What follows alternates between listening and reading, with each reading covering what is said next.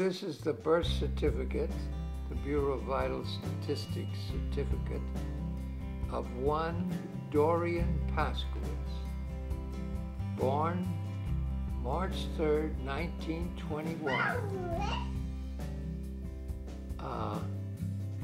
in Galveston, Texas, at the John Seeley Hospital, and the time of birth was 10:30 a.m.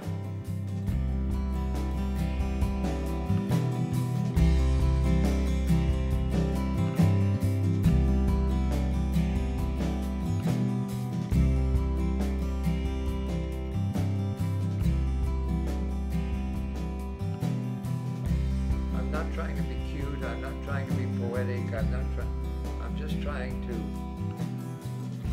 tell it as it is, and I wonder if it's worth doing it. Of course it's worth doing it. You should see it.